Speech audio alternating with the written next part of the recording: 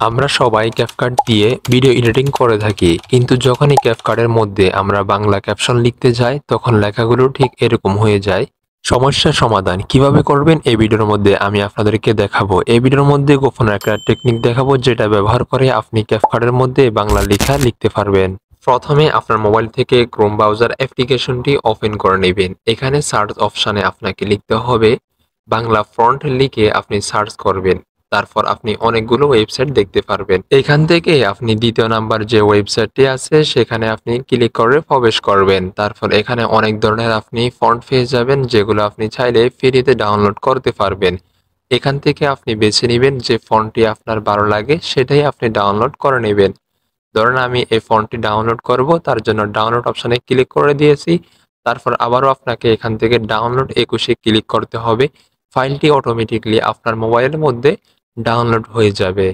এখন আমাদেরকে ডাউনলোড করা ফাইলটি ক্যাপকাটের মধ্যে অ্যাড করতে হবে। লেয়ারে ক্লিক করে তারপর ফন্টে ক্লিক করবেন। এখানে আপনি অ্যাড ফন্টে ক্লিক করলে আপনি ফাইলটি দেখতে পারবেন। যে ফাইলটি আপনি ডাউনলোড করেছেন সেটা এখানে অ্যাড করতে হবে। প্লাস চিহ্নতে আপনি ক্লিক করবেন।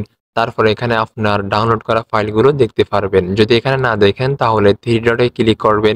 এখানে ডাউনলোড অপশানে ক্লিক করলে ফাইলগুলি আপনি দেখতে পারবেন। তো সিম্পলি আপনি কি করবেন, ফাইলের উপর ক্লিক করলে এটা অটোমেটিকলি আপনার এখানে এড হয়ে যাবে।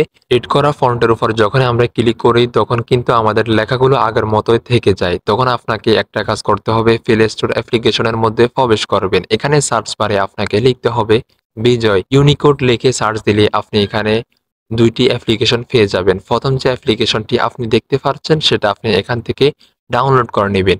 অ্যাপ্লিকেশনটি ডাউনলোড হওয়ার পর এখান থেকে ওপেন বাটনে ক্লিক করবেন। এখানে আপনি দুইটি খালি জায়গা দেখতে পারতেছেন। এখান থেকে আপনাকে নিচে যে খালি জায়গাটি আছে এখানে আপনাকে লিখতে হবে আপনি ক্যাপকাটের মধ্যে যে ক্যাপশনটি অ্যাড করতে চান সেটা আপনি এখানে লিখবেন। তো ধরেন আমি এখানে লিখতেছি সমস্যার সমাধান। আমি এখানে নিচের জায়গায় লিখতেছি সমস্যার সমাধান। এখানে লেখার পর উপরের যে জায়গাটি আছে সেখানে আপনি একটা কোড পেয়ে যাচ্ছেন। তো সিম্পলি আপনি কি করবেন, এখানে অনুলিপিতে ক্লিক করে আপনি এখান থেকে কপি করে নেবেন।